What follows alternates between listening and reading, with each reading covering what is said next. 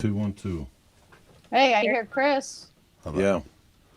Got you. So that's what it was. It was. Hey, check, 1 reset 2. itself again. Yep. So literally, if anyone out there is an expert in Windows, every once in a while, Windows just decides to change the audio settings, and it makes me want to tear my own face off. Drives me nuts, man. I need a Windows expert. So if there's a Windows expert out there, somebody get back to me about that. In the meantime, I'm not even going to make a big deal out of the fact that this just crashed the show. and we're going to go straight over to our first guest. Let me get her lined up here. Yeah, Windows expert. Anybody that knows Windows 10 and knows how to get around the goddamn audio, it automatically sets audio. Who wants that? You know, unless you're a little gamer kid that just wants the computer to automatically know that you have headphones in. For a broadcast, it becomes a real pain in the ass. So, moving on. We're going to go to our live report from Sturgis. Missy, how's it going out there? Hey, we are getting things ready for Michael Licker's exhibit at the Buffalo Chip out here. I've been working with Michael. This is my 7th year. Oh my gosh. But we've been photographing bikes. We'll be getting the gallery set up here in the next couple days. Went to town this morning. It was pretty busy. Bill Stevens is asking me why I'm not using a Mac, because believe it or not, for this kind of operation, a Mac is actually way underpowered unless you spend like $10,000 on a Mac. PCs are actually better for broadcasting. So Missy, Michael's show this year is actually a pretty historic thing, because it's the Survivor show. It's people that have been in business for 20 years and have made it through time after time. What's it shaping up to be? You're actually in the studio now setting it up. Oh my gosh, it is going to be amazing. The builders have sent in bikes that they built years ago. So, like, I don't know if you can see, like, there's one from Bill Dodge. We've got Brian Clock and Rick Garrellis and Corey Ness and Carl Olson and Dave Harowitz. And that's just what I got here. I mean, right on. So, these are all ones that we've already photographed. We're moving right along. We've got some Discovery Channel bikes back that way. You can see them. But it's been a great week so far that I've been out here. It feels like a week. I don't even know.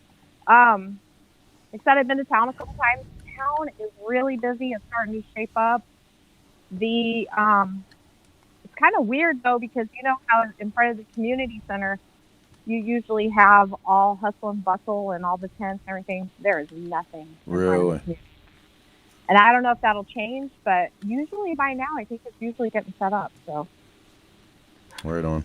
So as far as how are the people of Sturgis about, the crowd starting to come in and getting ready for this? Do you see any apprehension? So we ran into one or two of the people that are working out here that said they were concerned. Some of the people aren't concerned at all. It's weird. Nobody out here, like when I was in town, seemed like that it was a big deal. Except for when I went to Dollar General this morning, they had a sign that you must wear a mask, and everybody had one on but me. And they just seem pretty. Some people are laid back about it. Some people are worried about it. So, right on. Pretty much like everywhere, I think. Right on. So, hey, Nancy Weems is actually mentioning that her guy builds boards. I assume you mean motherboards. So, absolutely get a hold of us, because, yeah. Motherboards or soundboards? I'm not sure. Well, I don't need a soundboard. It's the computer that's the damn issue. Like, something goes on with Windows 10 where it automatically selects sound options for you. So we set everything up, and if anything happens, if there's a glitch, it will change the the input and the output of the sound. And you can imagine, like, that's an issue with shit like this. Is that a shot of Michael laying on the job again? As And Michael always lays down on the job. Michael's laying down on the job. Michael is one of the. He can't hear you because I have my headphones in, but yeah, he told me you're laying down on the job, which they could see. But that's a Donnie Smith bike. Yeah, in there. buddy. From 1989, Michael said. So, here's the whole rest of our mess we have going on back here. You know, that's part of the stuff that we're looking forward to from Michael's exhibit, both from this year and next, is the kind of then and now capacity of it. You know what I mean? Like, you think about guys that have been doing this stuff for 20 years, you know, and the things that they've done. Like, when you think about a rock band that's been around for 20 years and managed to stay relevant and successful, that's incredible. Same goes with a bike builder, man. I mean, think about the differences in the styles in 20 years. Yeah, there's a bit of a change. You know, the funny part about it is, for some of these guys, their coolest builds were the ones from 20 years ago. You know, like, not cutting their new stuff, but, you know, that old stuff was amazing. And the technology they did it with back then was nil. There was none. It was all by hand. And it's interesting. That's one thing we've been talking about here. It is interesting to see how some of the bikes could actually have been built like today. Yeah. You know, like their style like that is kind of back, where some of them are definitely the dated early 2000s, right, you know, bikes. But it's really cool to see how things are evolving and coming back around, and it's going to be fun to see. The same builders mostly will be in the show again next year with their new bikes, and that's going to be really cool to see. So Chris Simmons has mentioned that the Doobies have actually been around for 50 years. So that's 5 decades. Yeah. Lance Baxter. That's how many you have been around, Chris. I haven't been a 5 successful decades. I haven't been a successful musician, recording artist for 50 years. Like, imagine that. Imagine through the generations, like, how powerful your music has to be able to go in and out and bounce through the ups and downs and the changes in music, and it's incredible. It's incredible to navigate that kind of. And none of that doing the same thing for, you know, just talking about the other day, I've been at the same job for 14 years now, you know, on top of doing everything else that we do. 50 years of being in the same industry, and, you know, like, it's the monotony, you know, I guess the artistic end of it is what keeps you going, especially in music and in building and stuff like that. But that's a long time to do the same thing, you know. So let's go back over to Missy for a minute, because this is one of the best parts about the exhibit this year.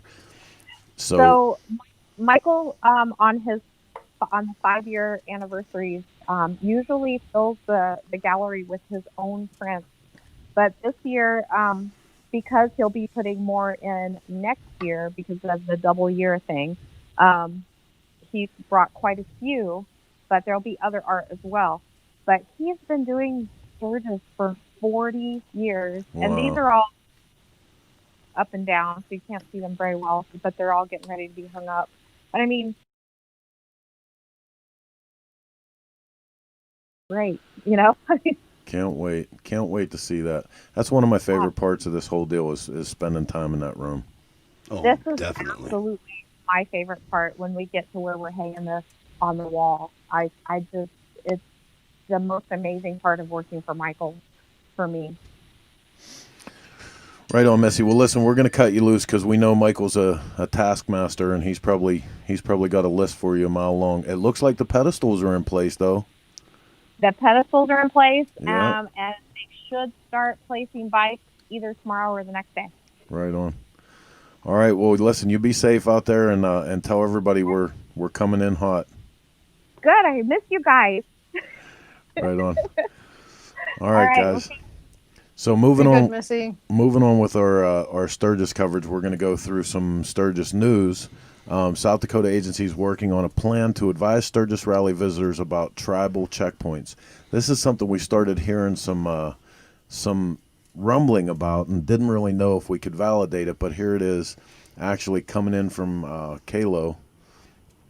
So, Pierre, South Dakota, Kalo, several state government departments are assembling information about tribal traffic checkpoints for people traveling across South Dakota to the Sturgis Motorcycle Rally. Department of Transportation and the Department of Tourism are working on the project.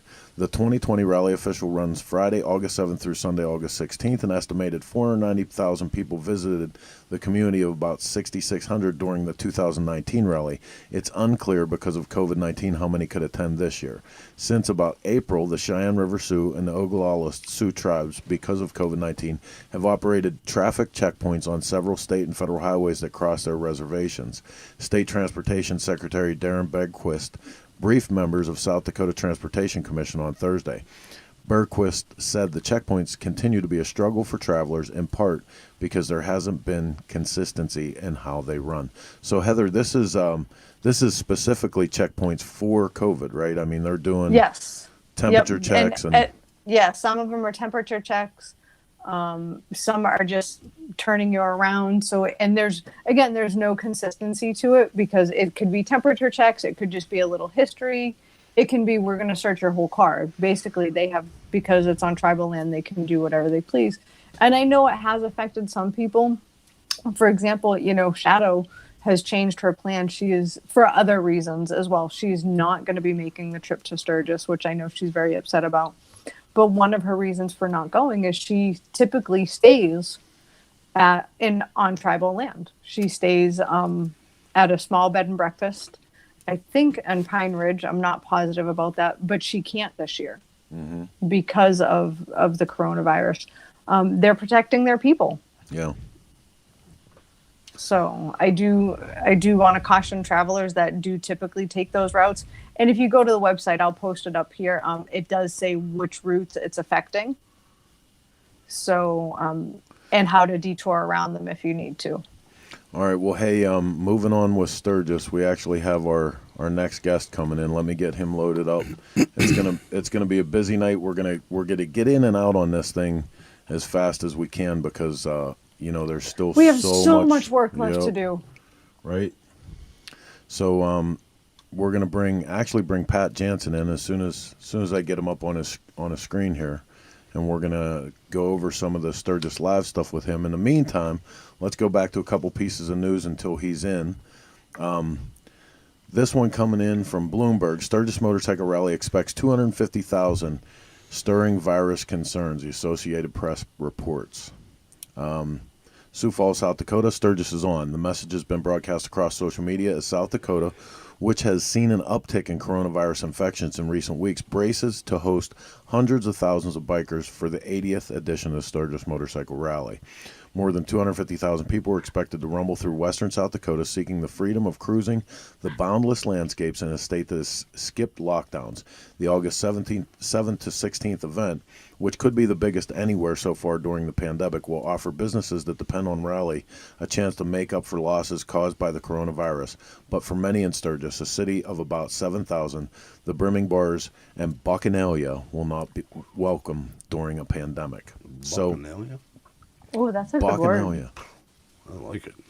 This is Chad Pooey. We're leaving like almost immediately for Sturgis. So this is the thing that we want to say at this point. And I want to be clear about this. Actually, the people from the local government actually asked us at one point to do a little public service on this. We're not asking anyone to flood the streets of South Dakota. I mean, these are good, hardworking people. Please be responsible. Do what you feel you need to employ personal responsibility, personal safety. Don't be reckless. Obviously, take care of yourself. Think about the people that you have back home that you might be going home to, whether that's self-quarantine or whatever it is that you feel you need to do to remain safe and keep other people around you safe. But in the name of God, after 5 months of this, do not continue to put your life on hold just because you're afraid. This is what we're still going to have to get out there and live, man. There's going to have to be life after COVID. Hopefully it's sooner than later. And we don't by any means condone, being reckless and putting other people in danger or yourself. But Well, I guess I would just have to say, treat it like you would work.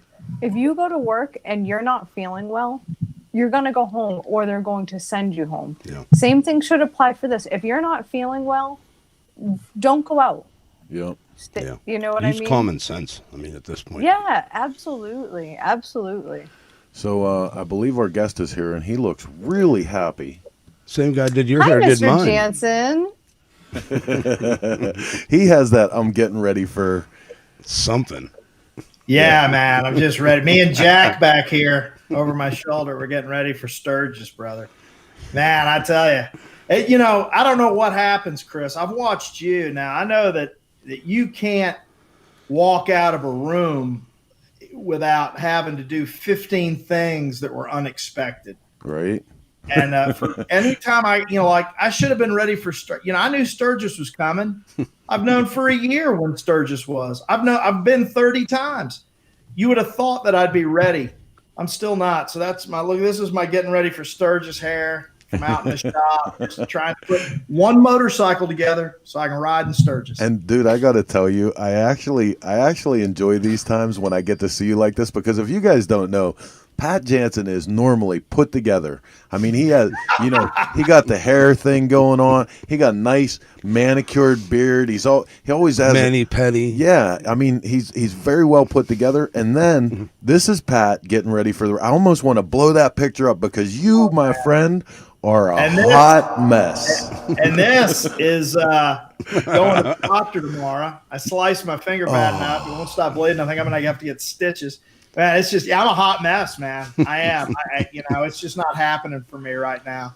I'm sorry, but I'm so glad it's not me. I know. I'm having, every day's a Monday. Every day's a Monday. Oh, yeah. Well, but anyway, so Sturgis is happening, and I'm excited. 80 years in a day. Is anything else happening in Sturgis other than that? I don't even know why people would go when they can just for $14.99 go ahead and do 80 years in a day at home. I might stay home and just watch it. No, Patrick, you are not staying home. Nice try. No, it's exciting, isn't it, Chris? Oh, man. It is, man. And this is what we keep saying about it, and what I wanted to have you on for tonight. Obviously, like, this is an exciting thing for us for business, but beyond business, for me, for Pat, for Jack, this is an opportunity for us to go on the record for who we are as a culture, what this place means to us, what the history behind it is. It's not just every show you watch and you see from Sturgis, from producers, they get the same thing. Crazy, naked, drunk people that are getting arrested. That is not Sturgis. That happens in Sturgis. Every once in a while, it happens to one of us. I'm not going to lie to you. We've been going Sturgis for a long time. Doesn't happen as much anymore, but we're going to show people. It'll happen. We're going to show them a different Sturgis this year, right? The real Sturgis. Yeah. Yeah. Well, we're going to do, for some reason, my headphones aren't working, but it's okay. We'll do it this way. For this year, we're going to do it all. One of the things that I hate the most for people about Sturgis is that a lot of people do come and they think, oh, Daytona, oh, Laconia, oh, now Laconia is a little different, but most rallies, you just go there to party, you go there to see the two hot chicks that are going to be able to, they're going to show their boobs or whatever. And you're going to go party and whatever. But, you'll do a little bit of riding, but it's mostly riding to drink. But Sturgis, people that come to Sturgis and do that, they miss not only American history, they miss prehistoric history. I mean, they miss some of the largest T-Rex that was ever found. It was found out there in the Black Hills. I mean, they miss all this cool stuff, and they just, and so we're going to show history. But the Sioux tribes came and they chased the Cheyenne out of the Black Hills. But both of them, and part of the reason is because they had such a strong spiritual connection to the land there. God spoke to them there, and God still speaks to people there through that land. And so, yeah, we're going to show all that stuff, man. We're going to show some of that crazy nightlife stuff too. But so, I mean, it was not going to be completely a boring time with me. But, not just the rides, not just Chris, I'm excited. I'm finally going to get to tell people all of that stuff that I know about that area. And I'm so jazzed about it. And that's the bitch too, because when you go, okay, so the first time you go to Sturgis, you go for the party. Your senses are overwhelmed. You can't even think right while you're there. You can't stop running your mouth about, the crazy shit that you saw when you get back. The second time you go, the third time, the 10th time, the 15th time, all of a sudden, you're sitting around with guys like us, and you're telling these stories, and you're talking about the stuff that, you set yourself up for. I'm going to go out and find. I'm going to go to these things that I missed the last 10 times that I was here. And and you sit around, and these are the things that we talk about. You know what I mean? So that's what we're going to show. And we're going to show the parties and everything too, man. I mean, Full Throttle is going to be off the hook. Buffalo Chip's going to be Madhouse. There's so many great events going on. Iron Horse, Glencoe. We're going to do all that stuff. The racing at, the Jack Pine Gypsies, the hill climbs. We're going to do all of that. But, man, we finally get to go on the record for what we think is important there. It's truly, truly an honor. Absolutely. And yeah, so I mean, it's just a big opportunity for us, and to really show Sturgis for all Sturgis is, and not in a the rally. Go ahead, Heather. What's that, Heather? I think we lost her. Yeah. Oh, go ahead. But I mean, it's and the nice thing is that the fucking motorcycle industry, the motorcycle industry has just been encumbered. It helped, and I participated in it. I mean, shit, for 6 years I ran around with Progressive Motorcycle Insurance, shaking babies and kissing hands, and taking my cut of that.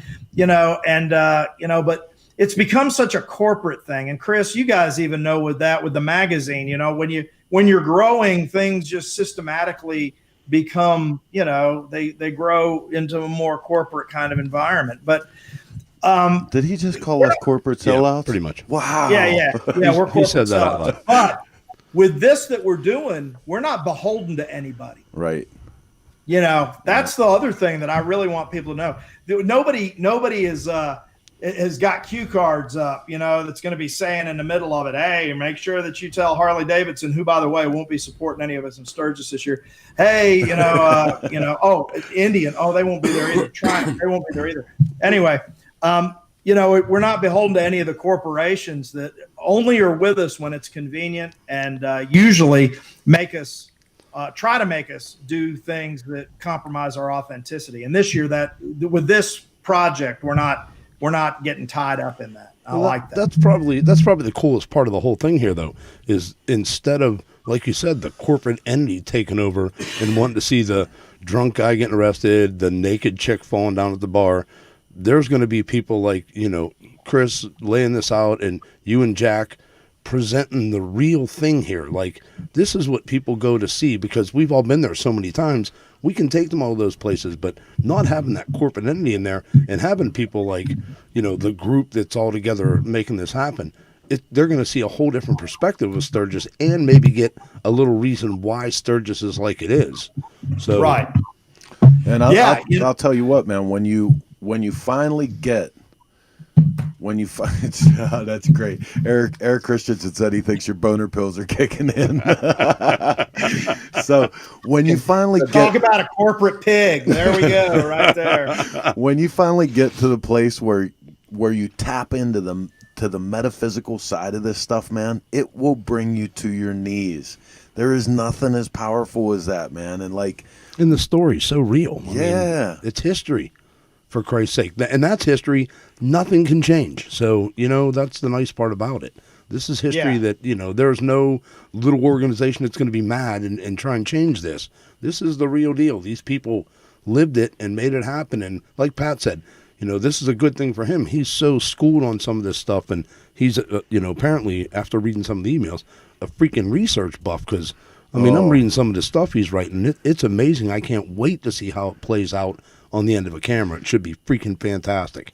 So, well, we owe it to, right. Honestly, I obviously have ridden out to Sturgis. My first Sturgis story is an incredible story with the girl in the Daisy Dukes and the Pabst Blue Ribbon. I mean, it's a great story. And, I certainly, love telling the story. And that's why I went back the second year, was because it was like, whoa, party. But my second year, I actually started getting attached to some of this stuff. And, but nobody tells these things about Sturgis, Yep. who really, I mean, unless you've been there 20 times, how do you find out about Prayer Mountain? Yep. Bear Butte there right outside of Sturgis. But, the other side of it is people think that Sturgis has only existed for the rally. Yeah, right. But what a pivotal place, I mean, when you talk about, all you've got to do is say Custer's last stand, Yeah. and everybody around the world. I mean, that's a cliche, you say it. I mean, people are like, oh yeah, that's his Custer's last stand. And, but that's connected to that area. You said like people think it's only Sturgis, and how sad is that? Not to be like down on the people of Sturgis, but in all reality, the actual town of Sturgis, you've gone through it once, you've gone through it 1,000 times. Yeah. It's everything around it. And I've been there a ton of times, and every time we go there, we find something little and unique and different that makes you want to go back again and check it out, Yeah. Well, and, talking about, corporations and how it became corporate. Now this year, I think we're really, because there's not going to be a lot of that external support, a lot of the things that we kind of are used to seeing there and or take for granted, some of the big liquor companies, Jack Daniels isn't going to have a presence there, which I don't think people realize if you pull a Jack Daniels out of an event like that, what actually means to the event. But, in 1985, when I went the first time, Jack Daniels wasn't sporting that event either. I mean, Jack Daniels was there. I remember that very clearly. But do you? But, to be able to also, though, see, not just a mofo, those guys, but to see this, to be able to share the story of Woody out there at not from Toy Story. Don't get excited, Mark. But to share Woody's story out there at the Buffalo Chip. Yeah. How about it? How he built the stage and everything. And and that's it, man. Like, not even just the story of Woody. I think even we, 20-year Sturgis veterans, I think even we were surprised at some of the stuff we started to learn as we were putting this story together. Absolutely. Just like Woody. When they started telling me the story about Woody, how, he literally, when it came time to build that stage, he went to the old abandoned mines out there and made a deal to take the old piping out of them. To build that stage with. I mean, that's like, you don't think about him today when you see the Buffalo Chip as this megalith, and like, you don't think about like a cat going, down to an old abandoned mine and say, hey man, can I get in on some of that old pipe? Because I built me a stage out there. But then again, think about, like Pat said, 85. My first year there was 91. It was completely different back then. Completely. Yeah. Right. I mean, it's go out there now and it's like all, and not to cut the city down again, but it's so corporate and exploited and everything else. But it's funny too, because that is one of the things that we've discovered just researching Sturgis. And one of the things now we know about Sturgis is that it grew up to support vendors that were trying to just trying to sell stuff to the soldiers at Fort Meade. Right. So it's not that dissimilar. Sturgis is just doing the same shit to bikers that they were doing to soldiers. Exactly. And cowboys. And cowboys, and miners. the miners. Yeah. And then because then afterwards it was the miners. Now, the soldiers, the miners. So if there's anything you can say about that little town, they can adapt. Right. Oh, absolutely, man. And that's the spirit of all of this. We jumped into action for this, dumped a ton of money into this studio and everything so that we could go do this project, because when we heard that there was actually a chance that there wouldn't be a Sturgis, it's not like how people think outside of the motorcycle industry that there won't, big deal, you won't have your event. No, this is us. This is our church, man. This is our return to Mecca, our Super Bowl, this is our family reunion. This is where we this is where we get love for the rest of the year and give love for the rest of the year. Yeah, especially for the East Coast. Say goodbye and that kind of shit. Especially for the East Coast, West Coast groups. Like I was just saying, Aaron Green's going to be there, and like we never get to see Aaron Green. It's going to be freaking awesome to be able to get together with him and say hello. And like the family thing is, it's great to get to see these people. It's sad that, we're hearing more and more every day, people that aren't going to show up. But, again, we're going to make the best of it. And then the ability to take, the brain of Chris and the, mindset of this group that's all together here to bring it to people and give it to them. Mike Robb said it's the crusade. Hey, man, I'll take that. That's, Yeah. if this is... Right, man. Absolutely. It's a crusade. Because for me personally, too, I don't care where you fall off, on the coronavirus thing. You guys were talking about that earlier. Honestly, this is an expression of freedom. Everybody gets to express their freedom. If you think we all ought to put our heads in plastic bags and tie a knot in them and stay at home, that's your business. Yeah, you do that. Please, by all means, do it. Yeah, exactly. But if I don't want to do that, then that's fine too. But that's freedom, and that's the United States of America, folks. Like it or not. Yeah. And this is us being able to also say, hey, I didn't need Sturgis City Council to take a vote. I didn't need Woody to decide if he was going to have bands and sell booze. I didn't need, the Iron Horse to make any decisions about that. I was going to go to Sturgis regardless. Right. I do it every year this week. No corporate. So that's our freedom. We're going to go do this whether anybody tells us we can or not. Yeah, buddy. No matter what it takes. No matter what it takes. Right. Even this hair today not being nice, but I did get my bike together. Well, that's all that counts. Yeah, I don't have a seat for it. I didn't account for a seat. Seats are overrated. Oh shit! That's what they make towels for. I'm gonna use a towel. I'm kind of fat anyway. My butt. Well, I don't have much of a butt though. I carry all my weight in my boobs. So. I carry all my weight the best I can anymore. Of course, I'm 50 now. My wife keeps reminding me. And you're old. That helps a lot. I'm pretty sure my ankles and knees aren't rated for the weight that I've asked them to. I'm going to have to upgrade. I'm pretty sure eventually a doctor's going to say, hey, we're going to upgrade you to some 500-pound ankles. Then you won't need a bike. You'll be able to run there. I know, right? And then I for some reason today, I'm working on the bike and I forgot it was on a lift. So I'm squatted down all day. What am I thinking? I don't even know what I was thinking. I finally lifted it up for the last 10 minutes. I'm on my knees crawling around. Oh, like Jesus. You lifted it up just enough to get the lock down and put it back down and roll it off. Yeah, exactly. I've done that before. But right on. So now, Chris, how are you coming along with getting to Sturgis? So we got the Sprinter van set. Looks like what we're gonna do on top of me taking this computer out of this truck and putting the other new computer back in it so that we can get this shit back together. It looks like tomorrow night, early in the wee hours of Tuesday morning, we're going to leave here and we're going to head out to your place. So we'll be there by Tuesday night in time to do coast to coast and then do some recording with you for the project. And then I'm hoping, I need to call Brian Clock. Brian, if you're watching, I apologize for springing this on you, but I'm hoping to do Cannonball Chronicles from your parking lot on Wednesday night because we need a hardline internet connection to do it. And that would give me time to catch up with Brian and do some stuff there. And then Wednesday in the wee hours, we're going to be doing recording on the Zombie Shuffle. So that last 200 miles of Sturgis, where everybody's just, totally zombified and, trying to keep their shit together long enough to make it through. We're going to go get some of that footage because it's got to be part of the story, right? Oh, it's got to be. Anybody who's gone to Sturgis more than once ends up getting caught in some scenario where they say, I'm only 200 miles away. and then you're dumb enough to say, I'm going to make it. Yeah, sure you are. and you're dealing with a 45 mile an hour, 50 mile an hour side wind coming at you, and your bike's leaned over like this, and there's coyote and deer and antelope playing in the middle of the road, the random cow that has free ranged itself, and and then all the other shit that your mind starts making up. Like you're never going to get there. Oh yeah. It's never going to come.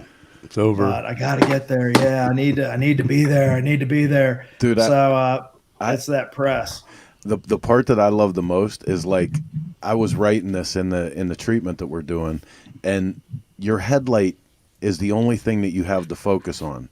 You could be riding next to mountains or a giant valley. All you can see are stars and a little patch of road where your headlights on, and that hum, that V twin motor, 85 miles an hour.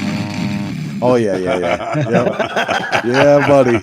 In the ditch you go. Yeah. See you next time, because Charlie. you've been hot all day. Yep. And now it's 65 degrees. Oh yeah. And it's nice and cool, and the breeze is.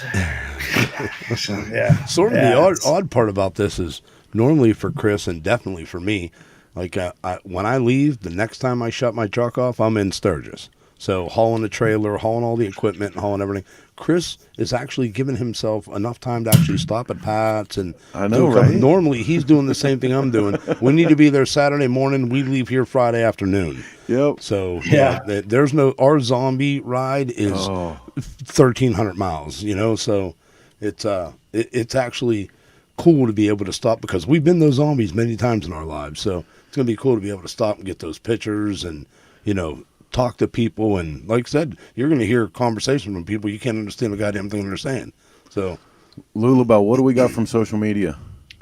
Well, let's see. Mike Robb, you just stop and wall for the 5 cent coffee and free water. Absolutely.